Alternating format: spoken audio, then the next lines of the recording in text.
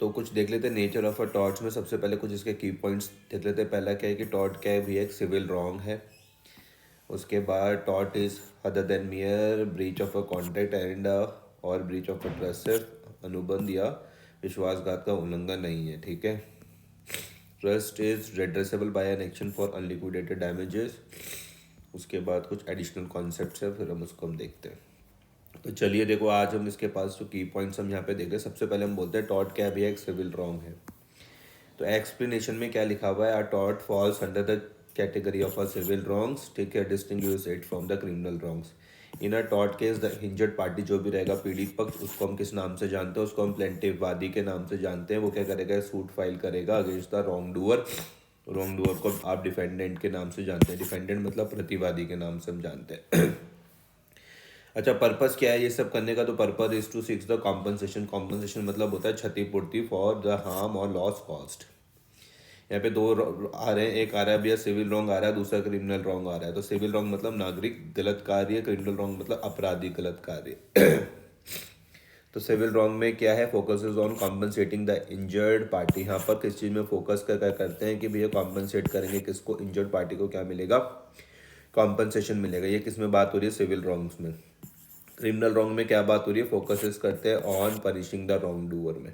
तो जो हमारे पास जो टॉर्ट है वो याद रखना किस कैटेगरी में आ रहा है, सिविल रॉन्ग्स की कैटेगरी पर आ रहा है।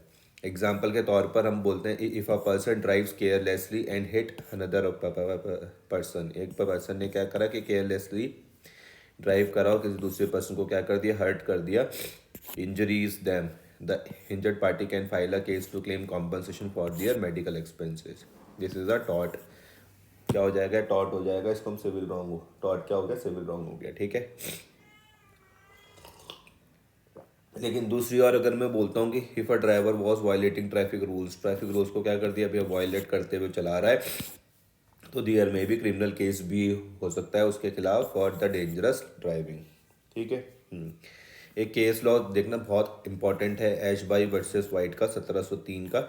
इसमें क्या बात बोली गई कि इन this case a man was prevented from voting. रोका गया भैया किसी आदमी को, कहाँ से भैया, वोटिंग करने से।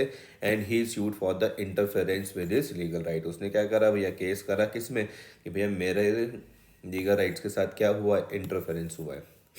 The court ruled in favour of the plaintiff. तो कोर्ट ने क्या करा भैया, रूलिंग दी किसके फेवर में, प्लेंटिफ के फेवर में। प्लेंटिफ मतलब अभी मैंने बताया था, प्लेंटिफ मतलब क्या होता है, वादी होता है, ठीक है। Showing that tort law protects the civil rights and compensate for wrongful acts. दूसरा, ये तो पहला पॉइंट था। दूसरे में हम बात करते हैं कि tort is other than the mere breach of a contract और a breach of a trust, सिर्फ अनुबंध या विश्वासघात का उल्लंघन नहीं है।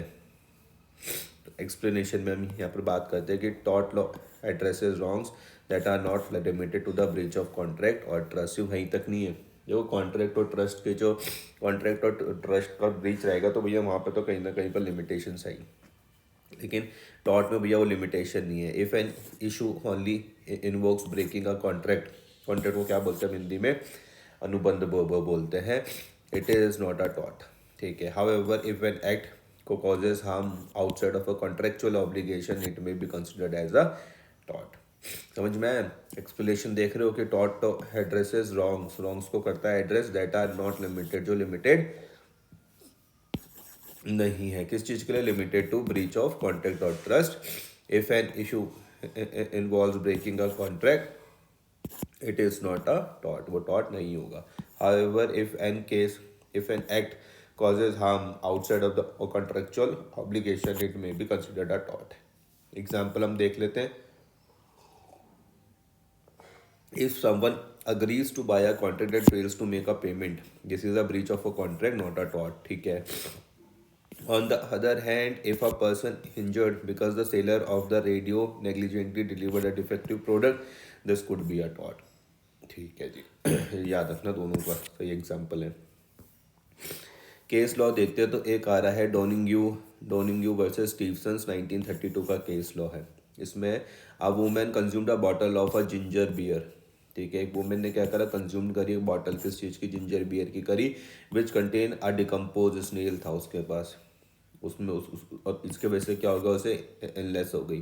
तो she had no direct contact with the manager, के साथ तो भी कॉन्टेक्ट नहीं था। But the court held the manufacturer liable in the tort. लेकिन कोर्ट ने क्या करा, अब ये मैन्युफैक्चरर को क्या करा, अब ये लायबल ठहराया किसमें, टॉर्ट में और किसमें, नेग्लिजेंस में, establishing the duty of care principle. ठीक है, तो this case shows how torts can arise independently of contractual relationships.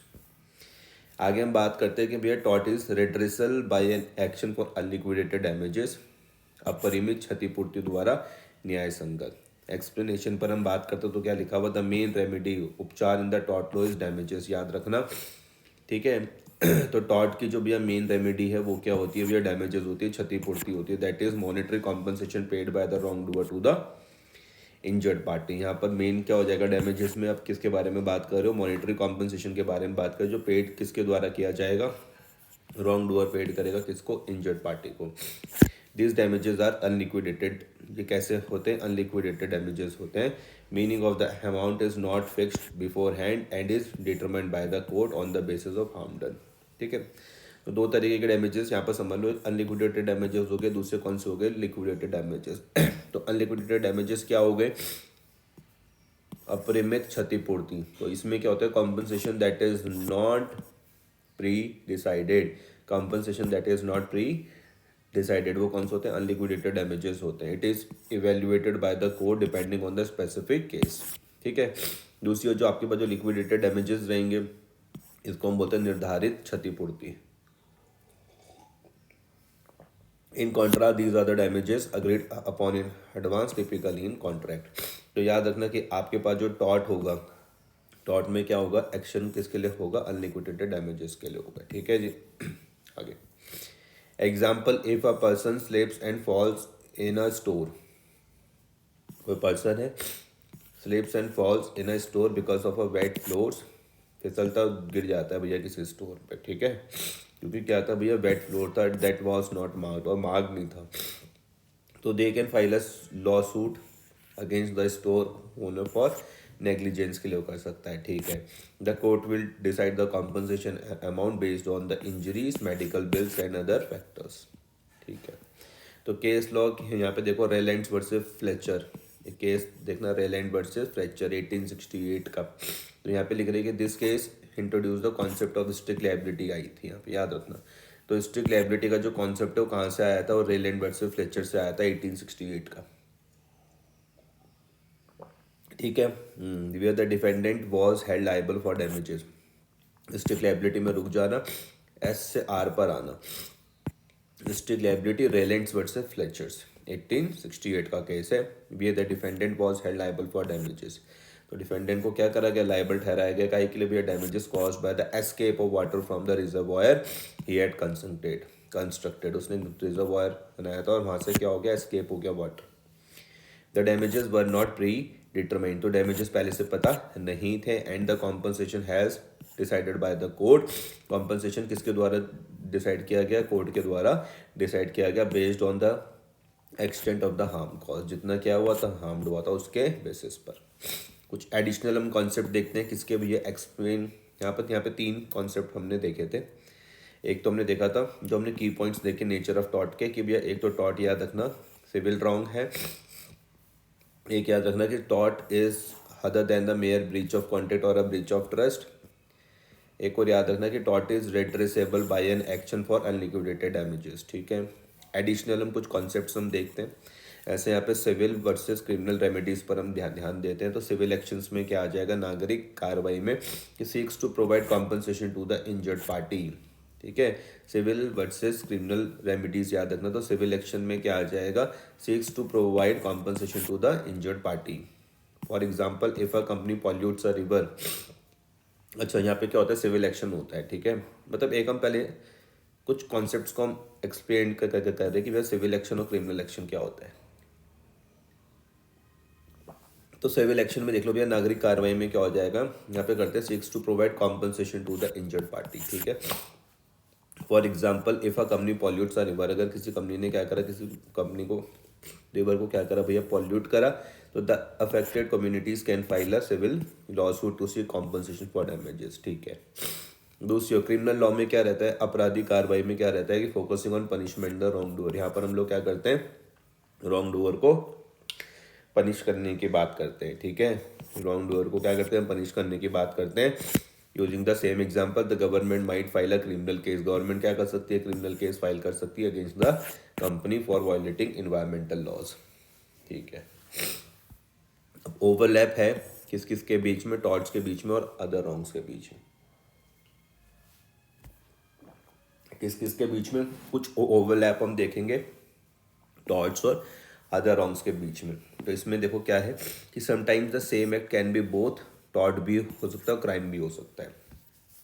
कि सेम एक्ट कभी कभी क्या रहेगा भैया, टॉर्ट भी हो सकता है और क्राइम भी हो सकता है। For example, if a person assaults another, it can lead to a civil suit for compensation tort and a criminal suit for punishment crime. बिल्कुल हो सकता है। कई कई बार हम ये बात करेंगे कि सेम ओवरलैप हो सकता है किस किस के बीच में, टॉर्ट और अदर रॉन्ग्स के बीच में।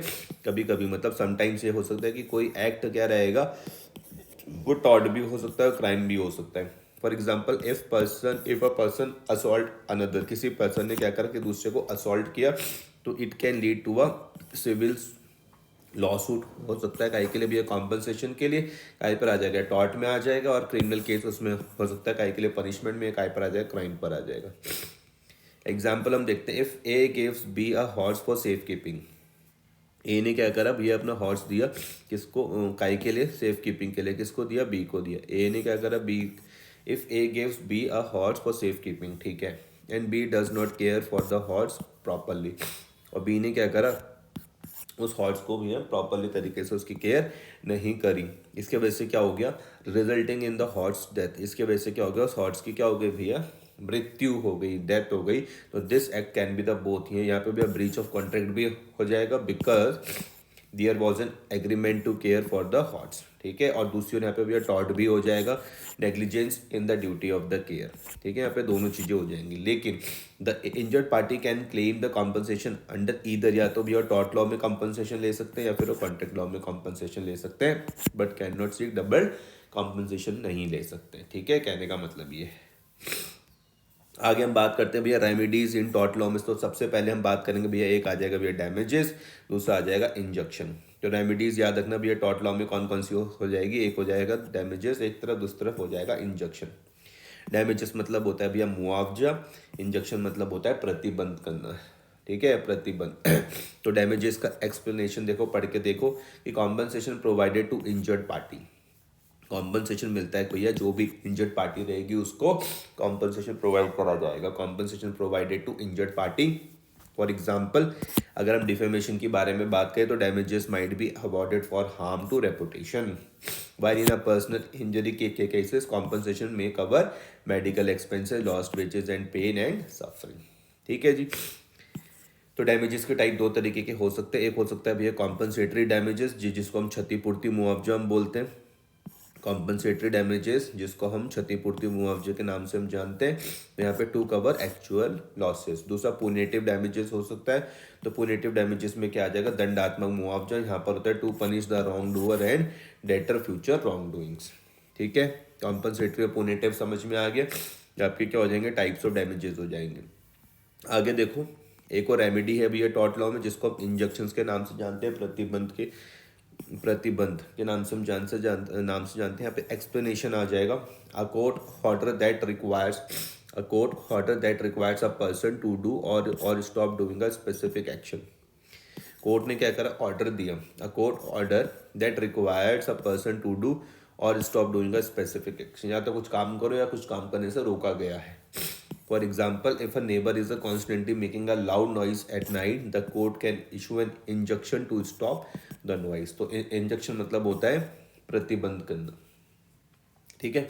एक यहाँ पे केस लॉ से समझते हैं, केस लॉ एग्जांपल है MC Mehta versus union of India 1987 का केस है। इसमें क्या हुआ था, ये एक लैंडमार्क जजमेंट है, लैंडमार्क इंडियन केस है, addresses the leakages of oleum gas from a chemical plant in Delhi. The Supreme Court of India ordered compensatory damages for the victims and issued direction for safety standards showing how tort law can provide remedies through damages and injunctions, ठीक है। MC Mehta versus union of India 1987 का। कुछ हम conclusion यहाँ पर देख लेते हैं। तो tort law provides a crucial framework to address wrongs that harm individuals and ensure they receive compensation for their losses. तो टॉर्ट लॉ में क्या है कि भैया tort law provides a crucial framework, इसलिए एड्रेस करने के लिए भैया रॉन्ग्स को that harm individuals and ensure they receive compensation for their losses. The remedy through unliquidated damages sets tort law apart from other areas like contract law. तो tort law में क्या रहेगा, टॉर्ट लॉ प्रोवाइड करेगा भैया crucial framework, इसलिए भैया address करने के लिए रॉन्ग्स को एड्रेस करने के लिए दैट हार्म इंडिविजुअल, जहाँ पे क्या हुआ इंडिविजुअल को क्या हुआ हार्म हुआ, and ensures they receive compensation for their losses. उनको क्या मिले भैया कॉम्पनसेशन मिले, किसके लिए भैया लॉसेस के लिए। The remedy through unliquidated damages sets tort apart from the other areas like contract law. Examples and case law shows how tort principle applies in real life scenarios, offering insights into the protection of our rights and responsibilities. दूसरा, understanding torts help distinguish civil and criminal wrongs, addressing various types of the liabilities and provides an effective way to ensure justice and safety in society. आगे हम देखते हैं, हम torts को distinguish करके देखते हैं कुछ और कॉन्सेप्ट्स के साथ। इसमें क्या है, the nature of a tort can be better understood by distinguish it from, जब हम टॉर्ट एंड क्राइम पर समझेंगे अंतर, और दूसरा tort and other civil duties, जैसे कि कॉन्ट्रैक्ट पर हम बात करेंगे, ट्रस्ट पर बात करेंगे, क्वाजी कॉन्ट्रैक्ट पर हम बात करेंगे। ठीक है, अलग अलग हम देखेंगे। टॉर्ट को हम देखेंगे दूसरे अदर कॉन्सेप्ट के साथ इसका डिस्टिंग्विश, जैसे टॉर्ट और क्राइम पे देखेंगे अंतर क्या होता है, टॉर्ट और अदर सिविल ड्यूटीज़ पर हम देखेंगे, जैसे कि कॉन्ट्रैक्ट और टॉर्ट में क्या अंतर हो जाएगा, ट्रस्ट और टॉर्ट में क्या अंतर हो जाएगा, क्वाजी कॉन्ट्रैक्ट और टॉर्ट में क्या अंतर है। ठीक है, सबसे पहले हम बात करते हैं टॉर्ट और क्राइम में क्या अंतर है। तो सबसे पहले आप देखो प्राइवेट एंड पब्लिक रॉन्ग को आप समझो। तो टॉर्ट को हम लोग क्या समझते हैं भैया, सिविल रॉन्ग। ध्यान से समझना कि टॉर्ट क्या है, क्या क्रिमिनल है, नहीं भैया नहीं, सिविल रॉन्ग है। Tort is considered a civil wrong, नागरिक गलत कार्य है, प्राइमरली अफेक्टिंग इंडिविजुअल, किसको करेगा इफेक्ट, इंडिविजुअल को करेगा effect. It is often less serious than crime, से क्राइम से क्या होता है लेस सीरियस होते हैं, एंड इन्वॉल्व इसमें क्या होती है personal disputes where one party's rights have been violated. ठीक है, तो ये टॉर्ट में आ जाएगा। दूसरे में अगर क्राइम अपराध के बारे में बात करूं तो ऑन द अदर हैंड वो क्या होता है पब्लिक रॉन्ग होता है। क्राइम क्या हो जाएगा, एक पब्लिक रॉन्ग हो जाएगा, सार्वजनिक गलत कार्य, because it affect the society at large. ठीक है, समझना ध्यान से कि जो क्राइम रहेगा अपराध रहेगा, और दूसरी ओर क्या रहेगा एक पब्लिक रॉन्ग रहेगा। यहाँ पर क्या होता है क्राइम में तो भैया it affects the society at large, ज़्यादा बड़े लेवल पर सोसाइटी को अफेक्ट किया जाता है। Crimes are more serious and involve action, याद रखना क्राइम्स ज़्यादा सीरियस है and involve action that are harmful not just to individual but to the public और स्टेट। एग्जाम्पल पे हम बात करते हैं तो tort, if a neighbour's tree branches fall on your car, ध्यान समझना जो नेबर की जो ट्री ब्रांचेस जो आपकी कार के ऊपर गिरती है तो वहाँ से क्या हो जाएगा डैमेजेस हो जाएगा, तो you can sue for the compensation under tort law, this is a private matter. ठीक है, क्राइम में क्या हो जाएगा, if somebody deliberately set fire on your car, तो भैया ये क्या हो जाएगा क्राइम हो जाएगा आर्सन। ठीक है, the state will prosecute the person responsible because the act endangers the public safety. ठीक है, थोड़ा बहुत समझ में आया। एक और पॉइंट देखो, तो एक अंतर तो हमने समझा प्राइवेट और पब्लिक रॉन्ग्स में। दूसरा हम देखते हैं कि फाइलिंग का केस की सिविल सूट होगा या फिर क्रिमिनल प्रोसिक्यूशन होगा। नागरिक मामला बनाम आपराधिक अभियोजन। ठीक है, इसमें हम देखते हैं तो देखो क्या रहता है इन टॉर्ट की केसेस में क्या रहेगा कि जो भी इंजर्ड पार्टी रहेगी मतलब पीड़ित पक्ष रहेगा, जो भी क्या रहेगा इंजर्ड पार्टी रहेगी मतलब पीड़ित पक्ष रहेगा, वो लॉ सूट को फाइल करेगा। इंजर्ड पार्टी मतलब जो भी पीड़ित पक्ष रहेगा वो फाइल क्या करेगा लॉ सूट करेगा अगेंस्ट द रॉन्ग डूअर के खिलाफ करेगा टू सिक्स कॉम्पनसेशन। ध्यान से समझो कि टॉर्ट केसेस में क्या हो जाएगा, जो भी इंजर्ड पार्टी रहेगी जो पीड़ित पक्ष रहेगा वो क्या करेगा फाइल करेगा लॉ सूट किसके अगेंस्ट, रॉन्ग डूअर के अगेंस्ट, जिसने गलत काम किया है, काई के लिए भैया कॉम्पनसेशन के लिए। ठीक है, for example if your neighbour's dogs bite you, अगर आपका जो नेबर का जो कुत्ता है उसने अगर आपको काट दिया तो आप उस you can sue the neighbour for negligence, हम उसको क्या कर सकते हैं नेग्लिजेंस के लिए हम उसको स्यू कर सकते हैं। लेकिन मैं अगर क्रिमिनल की केसेस में बात करूं द स्टेट जो सरकार है prosecute the wrong doer, prosecute का मतलब बताया था अभियोजन। ठीक है, प्रोसिक्यूशन का मतलब क्या था अभियोजन, तो द स्टेट क्या करेगी भैया प्रोसिक्यूट्स करेगी the wrong doer. The individual affected the crime does not have to file a case. The individual affected by a crime does not have a file case. For example, in case of a theft, अगर हम चोरी के बारे में बात करें तो police file a criminal case. तो पुलिस क्या करेगी? क्रिमिनल केस फाइल करेगी and the accused faces punishment if found guilty. Remedies क्या था इसमें? अगर थेफ्ट हो गया तो पुलिस क्या करेगी भैया? क्रिमिनल केस फाइल करेगी and the accused faces the punishment if it found guilty. Remedies and objectives हम यहाँ पर हम देख लेते हैं. उपचार और उद्देश्य. सबसे पहले टॉर्ट लॉ में रेमेडीज क्या है? The main remedy in tort law में क्या होता है भैया? कॉम्पनसेशन होता है, क्षतिपूर्ति होती है. The aim is to restore the injured party to the position they were in before the harmed other. ठीक है. तो टॉर्ट लॉ रेमेडीज में याद रखना. तो जो मेन रेमेडी है टॉर्ट लॉ में वो क्या हो जाएगा? कॉम्पनसेशन हो जाएगा, क्षतिपूर्ति हो जाएगा. The aim is to restore the injured party to the position they were in before the harm occurred. ठीक है. तो लॉ टॉर्ट की रेमेडीज. क्रिमिनल लॉ का ऑब्जेक्टिव्स क्या है? देखो लॉ टॉर्ट्स में तो वैसे भी रेमेडीज ही होती है. क्रिमिनल लॉ का ऑब्जेक्टिव हम यहाँ पर देखते हैं. द मेन ऑब्जेक्टिव यहाँ पर क्या हो जाएगा? पनिशमेंट हो जाएगा. तो मेन रेमेडी यहाँ पे टॉर्ट लॉ में क्या थी? कॉम्पनसेशन था, क्षतिपूर्ति थी. लेकिन अगर मैं क्रिमिनल लॉ के ऑब्जेक्टिव की बात करूँ तो भैया यहाँ पे मेन ऑब्जेक्टिव क्या है? पनिशमेंट है, सजा दिलाना. To deter the wrongdoer and prevent further crimes. ठीक है. The law also aims to protect the society from harm. Examples अब यहाँ पर समझो. तो टॉर्ट में क्या है कि इफ समवन स्लैंडर्स यू मतलब मानहानि. इफ समवन स्लैंडर्स यू भैया मानहानि, you can file a suit, civil suit for defamation and seek damages to compensate for the loss of your reputation. ठीक है. क्राइम में क्या हो जाएगा? If someone physically assault you, इसी आपको क्या करा? फिजिकली असॉल्ट करा तो ये क्राइम हो जाएगा. And the state will press charge against the assailant. ठीक है. Potentially leading to the imprisonment. ठीक है जी. आगे केस लॉ एग्जाम्पल से हम समझते. तो टॉर्ट और क्राइम में हम समझेंगे. टॉर्ट में देखो फिर से आ गया डोनिग्यू वर्सेस स्टीवंस 1932 का केस है. इसमें क्या होता है? This case establish the principle of duty of care in negligence. तो डोनिग्यू वर्सेस स्टीवनसन 1932 के केस में क्या है? The case establish the principle of duty of care in negligence. A manufacturer was sued for selling contaminated ginger beer, showing how tort law helps individual claim compensation. ठीक है. R versus Dudley versus Stephens 1884 का case. इसमें क्या था? The criminal case involve two man who were charge with murder for killing a boy on a lifeboat to survive. The state prosecute them leading to their convictions. ठीक है.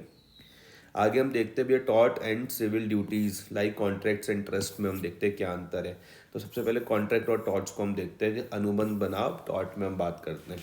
तो contracts क्या है कि contracts are based on agreements between parties where duties are mutually agreed upon. तो contracts याद रखो. Contract किस पे बेस्ड है भैया? एग्रीमेंट पर बेस्ड है. Contracts are based on agreements पर बेस्ड है बिटवीन पार्टीज. और वेयर जो ड्यूटीज़ है वो म्यूचुअली अग्रीड. ड्यूटीज़ में हम लोग क्या करते हैं? Contracts are based on agreement between parties where duties are mutually agreed upon. If one party breaches the contract, the other can seek liquidated damages. ठीक है. अगर कोई पार्टी क्या करेगी? ब्रीच करेगी किसका भैया? कॉन्ट्रैक्ट का. तो भैया डैमेजेस जो लिक्विडेटेड डैमेजेस है as specified in the contracts. Contracts याद रखो किस पे बेस्ड है? एग्रीमेंट पर बेस्ड है between the parties where duties are mutually agreed upon. ठीक है. If one party breaches the contract the other can seek liquidated damages, निर्धारित क्षतिपूर्ति as specified in the agreement. This जो टॉर्ट्स हो जाएगा. टॉर्ट्स में कोई एग्रीमेंट नहीं होता. Torts do not require any agreement. The duties under tort law are imposed by law to ensure individual act in a way but does not harm others. तो compensation is unliquidated damages यहाँ पर हो जाएगा. Unliquidated होता है, अपरिमित होता है. Meaning it is determined by the court based on the harm done. Example अब यहाँ पर देखो. कॉन्ट्रैक्ट में क्या हो जाएगा कि if A agrees to deliver goods to B. A क्या करता है? अग्री करता है कि गुड्स डिलीवर करेगा. किसको भैया? बी को करेगा. And B fails to do. और मतलब ए ये करने से चूक जाता है तो भैया बी क्या करेगा? क्लेम करेगा compensation based on the terms of the contract. ठीक है. तो कॉन्ट्रैक्ट में याद रखना क्या बोला? अगर ए है agrees to deliver goods to B.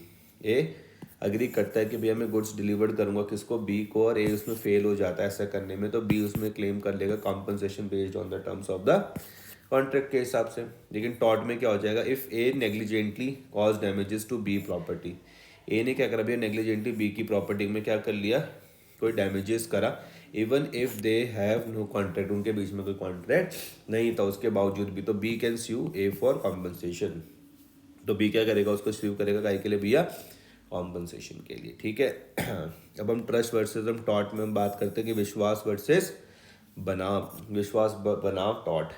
तो ट्रस्ट क्या है, विश्वास क्या है, involve fiduciary relationship where one party trustee hold क्या करेगा, property on behalf of another, मतलब बेनिफिशियरी। ठीक है। Breach of trust is a violation of the fiduciary duty. ठीक है। तो टॉट do not require such a fiduciary relationship की टॉट में जरूरत नहीं होती है। द ड्यूटीज इन अ टॉट law are general and apply to everyone. ठीक है जी। एग्जाम्पल में हम बात करते हैं तो देखो ट्रस्ट पर हम देख रहे हैं तो क्या लिखा हुआ, if a trustee miss use the property they hold for the beneficiary. ठीक है। ट्रस्टी ने क्या करा भैया, मिस यूज करा किसका, प्रॉपर्टी का, जो उसने होल्ड करी थी किसको देने के लिए, बेनिफिशियरी को देने के लिए। द बेनिफिशियरी वो उसमें भैया फाइल सूट कर सकता है law suit for the breach of a trust के लिए। ठीक है। बेनिफिशियरी कर सकता है भैया, the beneficiary can file a law suit for breach of a trust. दूसरी भैया टॉट में क्या लिखा रहेगा, if a neighbour carelessly damages your property, neighbour ने क्या करा भैया, केयरलेसली आपकी प्रॉपर्टी को डैमेज करा, तो you can claim compensation under the टॉट law even if there is a no trust relationship. ठीक है। एग्जाम्पल्स है ऑफ ओवरलैपिंग सिचुएशन की, sometimes same set of effects can lead to the भी, और टॉट केस पर भी आ सकते हो, क्रिमिनल केस पर भी आ सकते हैं। ओवरलैपिंग सिचुएशंस के कुछ एग्जांपल्स देखते हैं। सेम सेट ऑफ फैक्ट्स दोनों में आ सकते हैं, टॉट केस पर भी आ सकते हो, क्रिमिनल केस पर भी आ सकते हैं। And remedies can be concurrent, कैसी लगेंगी भैया, समांतर लगेंगी। Example, if A digs a ditch on the public road, A ने भैया गड्ढा कर दिया, कहाँ पर भैया, पब्लिक रोड पर क्या कर दिया, गड्ढा कर दिया, विदाउट एनी वार्निंग साइन। गड्ढा तो क्या, लेकिन भैया कोई वार्निंग साइन नहीं दिया, लीडिंग टू एक्सीडेंट, इससे एक्सीडेंट हो सकता है। तो ए में भी, तो ए क्या कर सकता है, ए में be held liable in a taught, taught में भी लाइबल हो जाएगा, काय पे भी, नेग्लिजेंस में, and required to compensate the injured parties. ठीक है भाई। और प्रोसिक्यूट उसको किया जा सकता है पब्लिक न्यूसेंस के लिए, सार्वजनिक उपद्रव के लिए भी किया जा सकता है under section 268 of the IPC as as action affected public safety. ठीक है। कंक्लूजन पर हम बात करते तो लिखा हुआ, understanding the distinction between tort, crime, contracts and trust helps clarify the nature of the civil and the criminal responsibilities. Tort law focused on compensating individuals who have been wronged, while criminal law emphasize punishment. Contracts and trust, on the other hand, involve duties based on agreements, whereas tort duties are legally imposed to protect rights in the absence of contracts. ठीक है।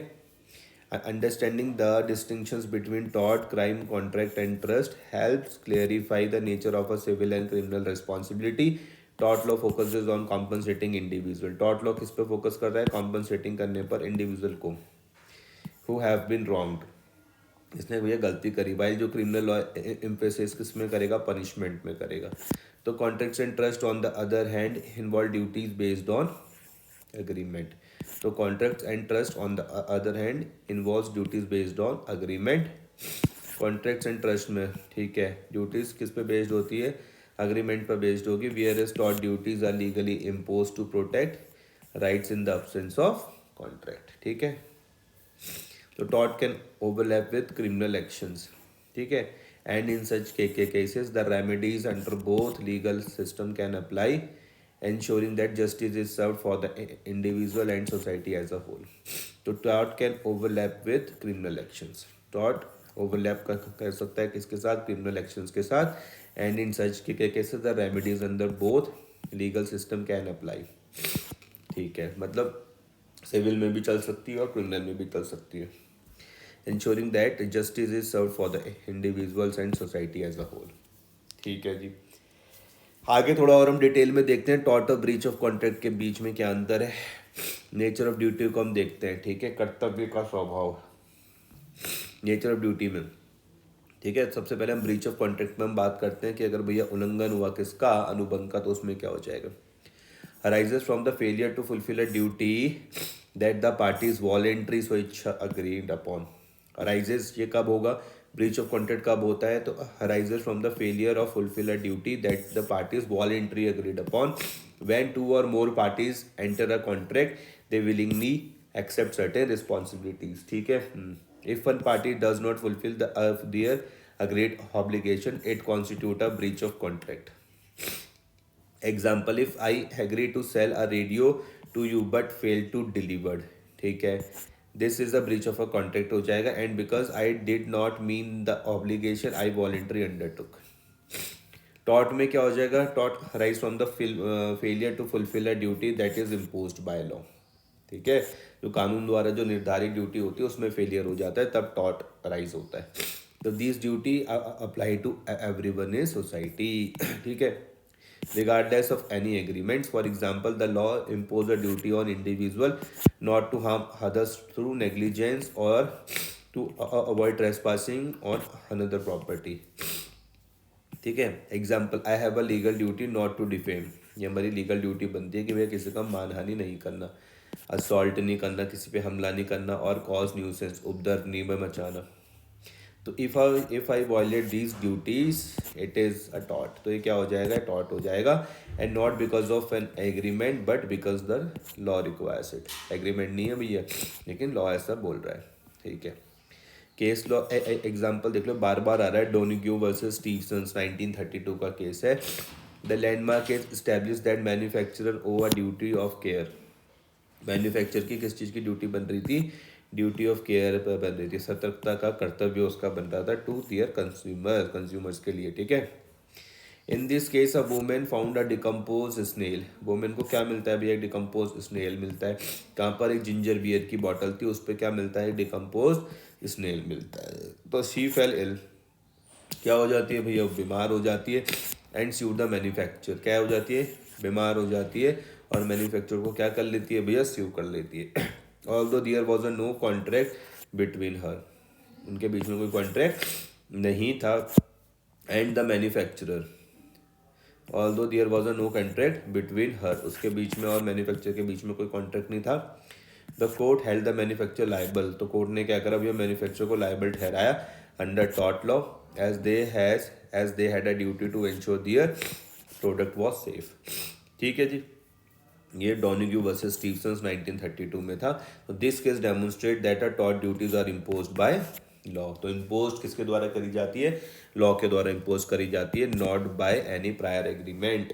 ठीक है, चाहे agreement की बात तो छोड़ ही दो, सीधा लॉ के द्वारा इम्पोज करी जाती है. एक और आता है भैया प्राइवेटी ऑफ कॉन्ट्रैक्ट. अनुबंध की गोपनीयता का सिद्धांत क्या होता है. तो कॉन्ट्रैक्ट को आप समझो तो duties in a contract are specific to the parties who made the agreement. ठीक है, तो जो ड्यूटीज रहेगी भैया कॉन्ट्रैक्ट में, जो ड्यूटीज रहेगी वो स्पेसिफिक है to the parties who made the contract. भैया जो भी एग्रीमेंट में जो पार्टी रहेगी तो ड्यूटीज भी उन्हीं के बीच में क्या रहेगी, स्पेसिफिक रहेगी. Simple, if for instance A and B ने क्या करा भैया, कॉन्ट्रैक्ट बनाया, only A owes duties to B and vice versa. यही है कि दो पार्टी ए और बी में, तो ड्यूटीज भी उन्हीं के बीच में बनती है.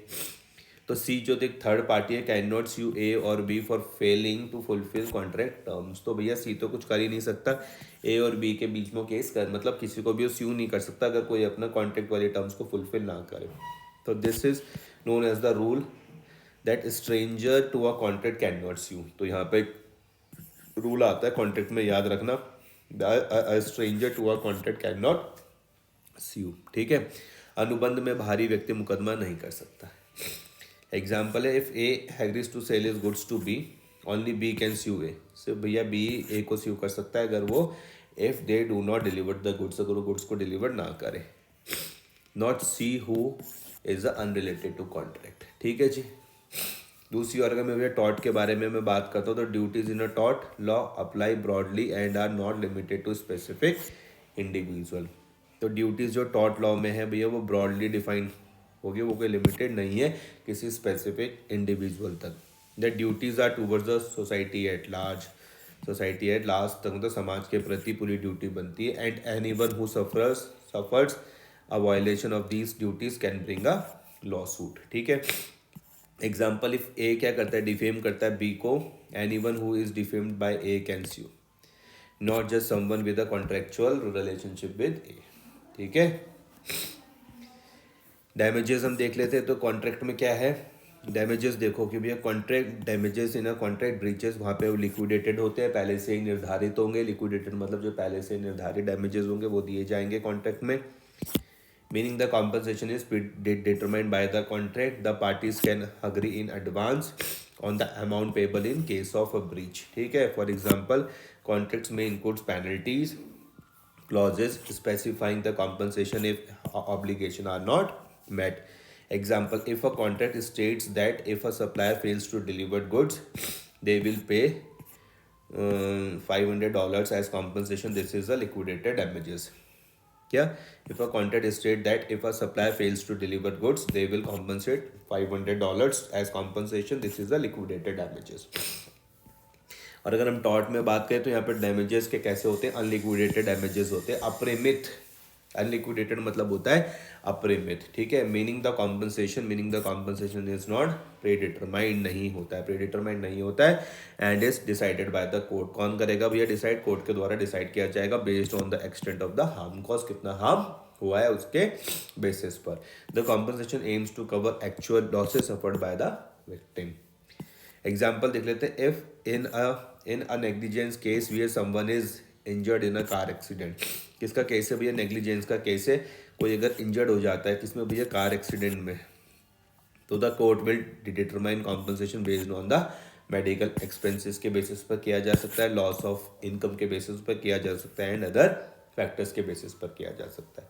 तो केस लो एग्जाम्पल यहाँ पे कौन सा आ रहा है, Dunlop Pneumatic Tyre Company versus Selfridge and Company 1915 का है। तो this case emphasize that damages agreed upon in contracts. ठीक है। Dunlop Pneumatic Tyre Company and Selfridge and Company 1915। This case emphasize that damages agreed upon in contracts, इसको हम liquidated damages के नाम से जानते हैं, are different from the compensation awarded in torts. और टॉर्ट्स में हो जाएंगे unliquidated damages, as tort compensation is not predetermined. Overlapping कुछ केसेस देख लेते हैं टॉर्ट और कॉन्ट्रैक्ट में। ठीक है। ओवरलैपिंग केसेस है कुछ टॉर्ट और कॉन्ट्रैक्ट में। तो समटाइम द सेम इंसिडेंट ऐसा हो सकता है कि भैया वहाँ पर ब्रीच ऑफ कॉन्ट्रैक्ट भी हो जाए और टॉर्ट का क्लेम भी हो जाए, हो सकता है। Example, if a railway passenger क्या हो गया, इंजर्ड हो गया बिकॉज ऑफ द नेग्लिजेंस, लापरवाही की वजह से ऑफ अ ड्राइवर, किसी ड्राइवर की लापरवाही की वजह से कोई रेलवे पैसेंजर क्या हो गया भैया, इंजर्ड हो गया। तो यहाँ पे रेलवे कंपनी क्या करेगी, रेलवे कंपनी में भी लाइबल, दोनों चीज़ों के लिए लाइबल रहेगी भैया। कॉन्ट्रैक्ट लॉ पर भी लाइबल हो सकती है और टॉर्ट लॉ पर भी लाइबल हो सकती है। कॉन्ट्रैक्ट लॉ पे क्या कैसे हो जाएगी, for failing to safety transport the passenger as agreed, और टॉर्ट लॉ में क्या हो जाएगी, for negligence that cause the injury. ठीक है जी, सिंपल है। आगे केस लॉ में एग्जांपल्स के हम साथ में समझते हैं। If A leave a horse with B for safe keeping, A ने क्या करा, अपना जो हॉर्स था वो बी के दिया, किसके लिए भैया, सेफ कीपिंग के लिए दिया, रखने के लिए दिया, and B does not care for it properly, और बी ने उसकी जो केयर की वो प्रॉपरली नहीं करी। तो यहाँ पे जिसके वजह से क्या हो गया, हॉर्स की डेथ हो गई। तो ए वहाँ पे बी को क्या कर सकता है, स्यू कर सकता है। A can sue B for both. ठीक है। ए बी को क्या कर सकता है, स्यू कर सकता है। तो यहाँ पे भी क्या हो जाएगा, ब्रीच ऑफ कॉन्ट्रैक्ट भी हो जाएगा और नेग्लिजेंस भी हो जाएगा। तो ब्रीच ऑफ कॉन्ट्रैक्ट में क्या हो जाएगा, as there was an agreement to care for the horse, तो ये क्या हो जाएगा, ब्रीच ऑफ कॉन्ट्रैक्ट हो जाएगा, क्योंकि उनके बीच में एक एग्रीमेंट था to care for the horse. और दूसरा भी नेग्लिजेंस हो जाएगा। तो नेग्लिजेंस कहाँ पर आ जाएगा, टॉर्ट में आ जाएगा, as B fail to act with a reasonable care. ठीक है। A can claim compensation under either contract law और टॉर्ट लॉ पे कॉम्पनसेशन क्लेम किया जा सकता है, बट नॉट बोथ, दोनों में नहीं किया जा सकता। इस चीज़ का ध्यान रखना, टू अवॉइड डबल रिकवरी। ठीक है जी, यहाँ पे कोई दिक्कत तो नहीं है। तो कंक्लूजन हम देख लेते हैं। तो कंक्लूजन में क्या था कि torts and contracts differ primarily in the source and scope of duties.